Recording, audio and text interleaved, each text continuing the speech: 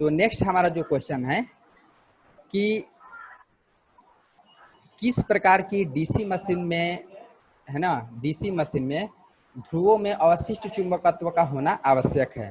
यानी ऐसा कौन कौन सा हमारा जो डीसी जनरेटर है उसमें अवशिष्ट चुंबकत्व का होना जरूरी है, यानी कि अंग्रेजी में बोलते हैं रिसिडुअल मैग्नेटिज्म। अवशिष्ट चुंबकत्व किसको बोलते हैं? तो अवशिष्ट चुंबकत्व क्या होता है कि जैसे मान लीजिए कि ये हमारा है ना, ये मैग्नेट है या कोई आयरन का पीस है, इसको हम लोग क्या किए, मैग्नेट बना दिए। और मैग्नेट बनाने के बाद जैसे सप्लाई दिए तो मैग्नेट बन गया। अब ये क्या हुआ कि हम लोग इसका सप्लाई को हटा दिए, है ना। सप्लाई जब हटा दिए तो इसमें कुछ मैग्नेट का गुण रह जाता है, थोड़ा बहुत जरूर रह जाता है, उसको हम लोग बोलते हैं अवशिष्ट चुंबकत्व, है ना। तो ये हमारा डीसी शंट जनरेटर के लिए आवश्यक होता है। अगर उसमें अवशिष्ट चुंबकत्व नहीं रहेगा तो अगर हम लोग स्टार्ट करेंगे डीसी जनरेटर को तो ये हमारा चालू नहीं होगा, ठीक है, और लंबा चला जाएगा। ये सब थोड़ा ज़्यादा ऐसी करने पे बढ़ते हैं अगले सवाल की तरफ कि किसी चालक के चुंबकीय क्षेत्र में घुमाने पर उसमें प्रेरित विद्युत वाहक बल होगा, है ना। देखिए, किसी चालक के चुंबकीय क्षेत्र में यानी हमारा जो मैग्नेटिक फील्ड है उसमें क्या करेंगे कि कोई कंडक्टर को घुमाएंगे तो उसमें जो हमारा ईएमएफ बनेगा, जो ईएमएफ जनरेट होगा वो किस टाइप का होगा? तो जाहिर सी बात है कि वो गतिक होगा, है ना, गतिज, ठीक है। बढ़ते हैं अगले सवाल की तरफ कि किसी जनरेटर के चुंबकीय क्षेत्र में गतिमान किसी चालक की दिशा को विपरीत कर दिया जाए तो धारा पर क्या प्रभाव पड़ेगा?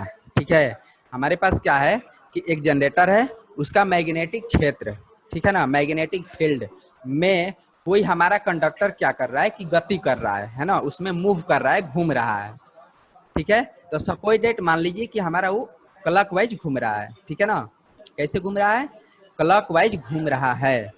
अगर उसको हम लोग क्या करेंगे कि एंटी क्लॉकवाइज अगर घुमाना स्टार्ट कर देंगे तो हमारा करंट के मान भी क्या होगा?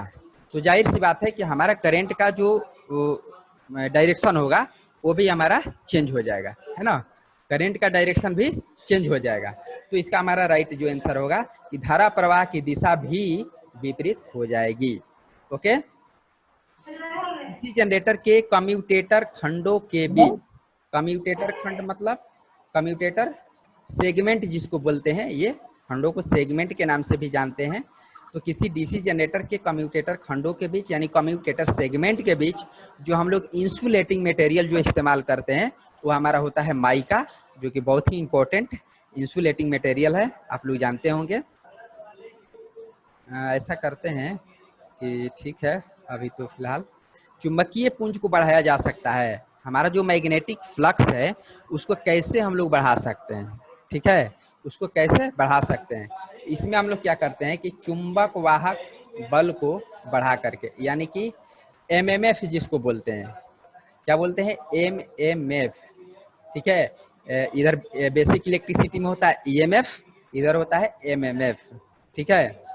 बढ़ते हैं अगले सवाल की तरफ और ये बहुत ही इंपॉर्टेंट फार्मूला है डीसी जनरेटर के लिए कि जनरेटर द्वारा उत्पादित वोल्टता का मान ज्ञात करने के लिए हमारा जो जनरेटर है वो वोल्टेज जो उत्पन्न कर रहा है उसको उसका मान ज्ञात करने के लिए हमारा जो फार्मूला होता है बाबू, क्या होता है, E is equal to V plus I A into R A. क्या होता है?